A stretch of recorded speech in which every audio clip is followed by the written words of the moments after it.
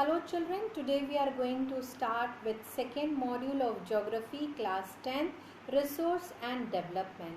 Let's begin with the land resource.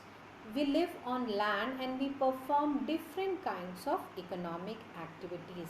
In India we have a variety features of land: mountains, plateaus, plains, forest, island. About 27% is the plateau region, which is a very rich reserves of minerals, fossil fuels and forest. Land resource is used for different types of purpose.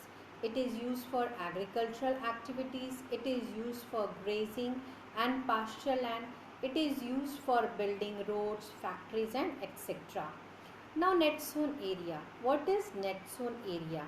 Area sown more than once in an agriculture year is known as net sown area or the gross cropped area.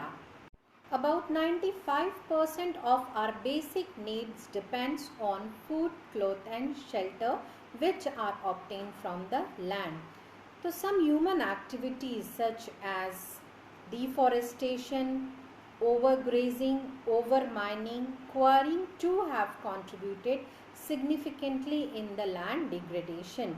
There are many ways to solve this problem of land degradation: afforestation and proper management of grazing, planting the shelter belts of the plants, proper management of the wasteland and disposal of the industrial effluents and waste after the treatment can reduce the land and water degradation.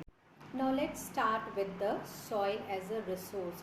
Soil is one of the most important resource. It supports the growth of plants and the different types of living organism living on the earth.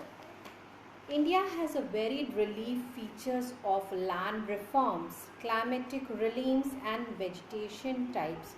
These have contributed in the development of various types of soil. The first one is the alluvial soil. This is the most widely spread and important soil. It is very fertile. It is found in the eastern coastal plains, in the delta of Mahanadi, Kaveri, Godavari and Krishna river. According to their age, it is of two types, Khadar and Bhangar. The Bhangar soil has a higher concentration of the conker nodules than the Khadar. It is one of the fine particles and it is more fertile than the Bhangar soil. Alluvial soil as a whole is very fertile. Mostly this soil contains adequate proportion of potash, phosphorus acid and lime, which are ideal for the growth of sugarcane, paddy, wheat and other cereals and pulses crop. Now let's know about the red and yellow soil. Red soil develops on the crystalline rocks in the areas of low rainfall in the eastern and the southern part of the Deccan Plateau. These soils develop a reddish color due to the diffusion of iron in the crystalline and metamorphic rock. It looks yellow when it occurs in the hydrated form. Now let's know about the laterite soil. Laterite soil has been derived from the Latin word later, which means brick. The lateral soil develops under the tropical and subtropical climate with alternate wet and dry season. Generally, this soil is deficient in plant nutrients and occur mostly in the southern state Western Ghat regions of Maharashtra and Odisha.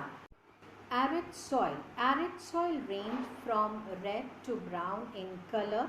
They are generally sandy in texture and salty in nature.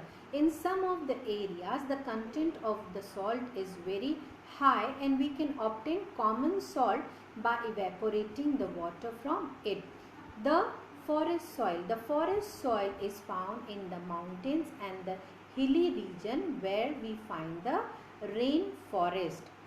These soil structure varies according to the mountainous environment where they are formed. They are loamy and silty.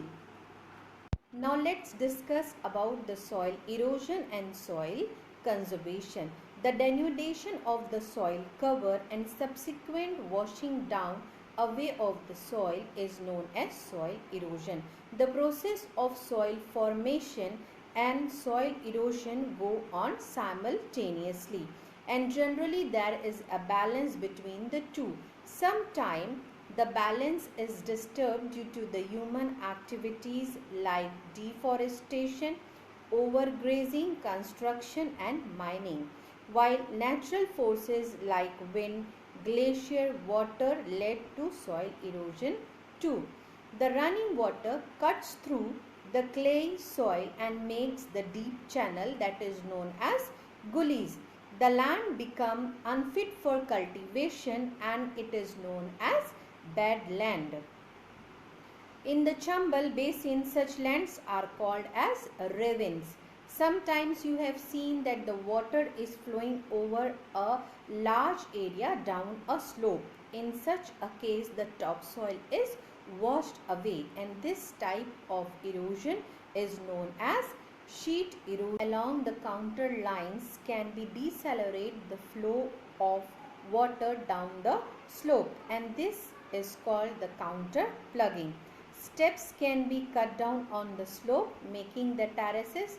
This will also restrict the soil erosion. Large fields can be divided by planting the crops between them.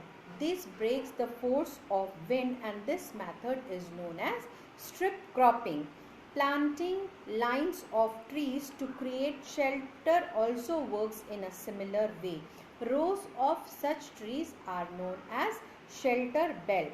These shelter belts have contributed significantly to restrict the soil erosion. So these are some of the methods which we can use to protect the soil from washing away. In the second module, we have seen the different types of soil, the uses of land, soil erosion, and how we can conserve the soil. So write down the characteristics of alluvial soil and rigor soil and write the methods through which we can conserve the soil erosion.